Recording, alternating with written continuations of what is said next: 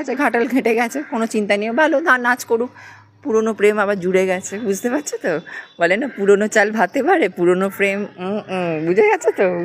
নতুন নতুন আর নতুন নতুন পুরনো আবার কথা, সেটাই তো মানে ওই জন্যই ঘাটালের ওই অবস্থা। আমি বলবো রাশিয়ান ভাবি ঠিক করেছে, আমি একদম বলবো আমি পরিপূর্ণ রাশিয়ান, এই রাজ্যের জন্য রাশিয়ান ভাবি পারফেক্ট। কেন বলো তো? সব নষ্ট করেছে আমাদের মুখ্যমন্ত্রী, সব নষ্ট করেছে। আর মুখ্যমন্ত্রী এতটা ঢুকিয়ে দিচ্ছে, রাশিয়ান ভাবি এতটা ঢুকিয়ে দেবে, পরিষ্কার গল্প।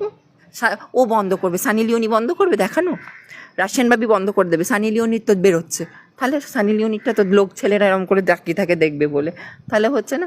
নুসরাত দেখাচ্ছে নিয়ে করে দেখাচ্ছে, তাহলে নুসরাতেরটা দেখছে না? আচ্ছা দেখো, শিক্ষা নেই, শিল্প নেই, স্বাস্থ্য অবস্থা খারাপ, রাজ্যের এমনি 12টা বেজে গেছে, তা রাশিয়ান ভাবি কত কিছু করে খেতে হবে। টাকাগুলো কি খরচা হয়েছে? টাকাগুলো হয়তো চোরেদের পকেটে চলে গেছে।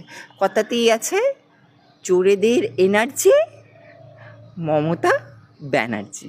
আমি মায়ের ছেলের প্রতি ভালোবাসা দেখেছি, এরকম পিসির ভাইপোর প্রতি ভালোবাসা কোথাও দেখিনি। যদি কেসটা করতেই হয় তাহলে গোটা ফেসবুক বা ইনস্টার এগেনস্টে করুক, যেখানে এই ধরনের কোনো রিলি আসবে না, কারোরটাই আসবে না। শুধু রাশিয়ান ভাবিকে একা তো, তাহলে তো এটা তো তুমি একজনকে টার্গেট করা হচ্ছে।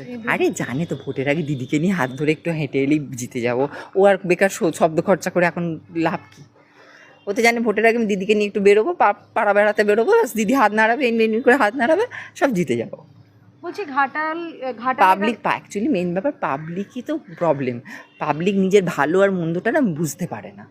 পাবলিক হচ্ছে কী বলে তো, পাবলিক হচ্ছে তালে চলে। পাবলিক যখন যেদিকে হাওয়া বয় ও ভাবছে ওইটাই ঠিক হচ্ছে, পাবলিকের নিজের চিন্তা করার কিন্তু ক্ষমতা নেই।